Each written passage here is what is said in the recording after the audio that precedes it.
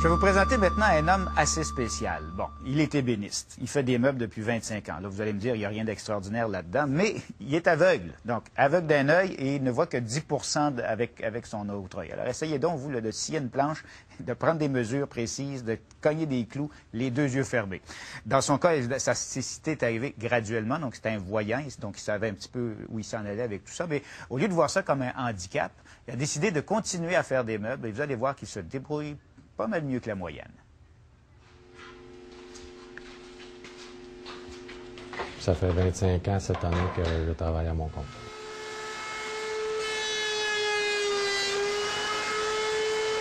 Mais ma vision était supérieure à ce qu'elle est en ce moment. C'est que ma vision, de la manière que c'est arrangé, c'est dégénératif. Je perds des plumes un petit peu à tous les ans. C'est difficilement mesurable, mais depuis 25 ans, ça fait beaucoup de plumes, là. Et en 1983, je me suis lancé en affaires à mon compte parce que je savais que ma vision s'en allait en diminuant. Puis je me suis dit, un gars comme moi, il n'y a personne qui va engager ça.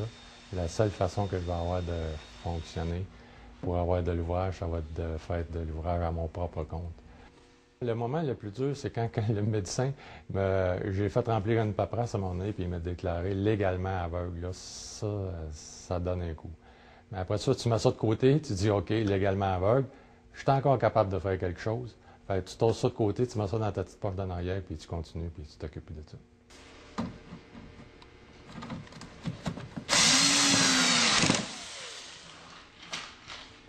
Les clients ont confiance dû au fait que ça fait quand même plusieurs années que je travaille dans ce milieu-là, puis il y a beaucoup de bouche à oreille qui se fait. Tu sais, quand tu fais de la belle ouvrage à un client, bien, il dit à un autre qu'il va voir ce gars-là, il fait de la belle ouvrage, c'est la façon de fonctionner. C'est sûr que quelqu'un qui n'a jamais entendu parler de moi, puis qui arrive et dit j'aurais un meuble à faire, puis qui voit dans quelles conditions je suis, il y a des gens qui décident de ne pas le faire parce qu'ils ne pensent pas que je suis capable de faire ce qu'ils me demandent.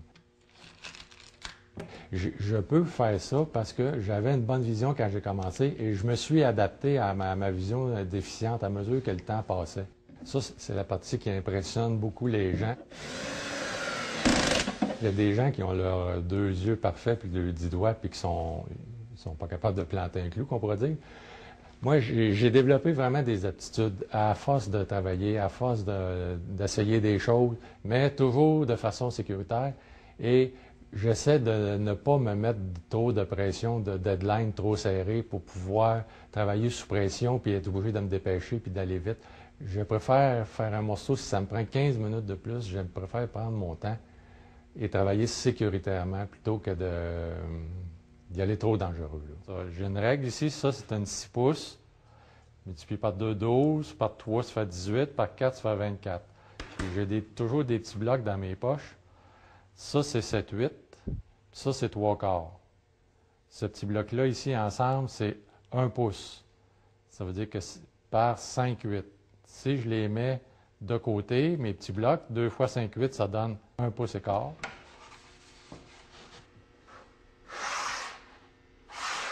J'ai un aide parlant, on appelle ça un ruban à mesurer parlant. Je vais vous montrer comment ça fonctionne.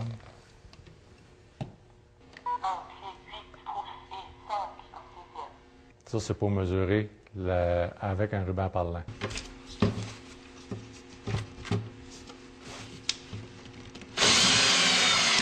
C'est ici de différentes essences de bois. C'est identifié dessus, là, mais moi, je sais. À y toucher, que ça, c'est du chêne. En tout cas, c'est ce qui est écrit sur la boîte. Ah, mais là, je sais pas, je les vois pas, mais... Avec le résidu visuel qu'il me reste, je suis accrochant, je suis sujet à m'accrocher un peu partout si je ne connais pas les arts.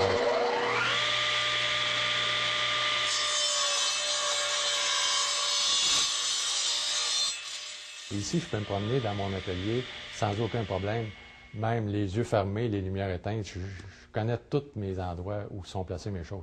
Quand j'arrive dans un nouvel environnement, je ne connais pas la place, s'il y a un escalier, s'il y a un palier, s'il y a une table à un endroit ou un comptoir. C'est très difficile pour moi de me déplacer dans les endroits que je ne connais pas. Moi, je fais vraiment du meuble sur mesure.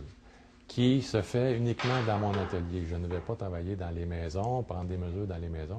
Le client vient ici avec un croquis, avec une image, avec des dimensions. Il détermine vraiment ce qu'il veut. Moi, un coup que j'ai ça, puis que le plan m'est expliqué, que les mesures me sont nommées, le plan, je le fais dans ma tête. À mesure qu'il me dit ces mesures, je le fais dans ma tête. Ça arrive des petits accidents mineurs parce que c'est quand même des outils dangereux. Là, je ne travaille pas avec un crayon, je travaille avec des outils tranchants, des outils, des couteaux, des lames, des mèches de toupie, des choses comme ça. C'est quand même dangereux.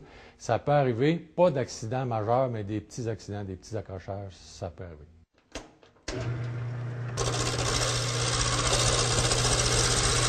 Aujourd'hui, avec la vision que j'ai, je ne pourrais pas commencer à travailler dans ce métier-là. Ce serait vraiment trop risqué.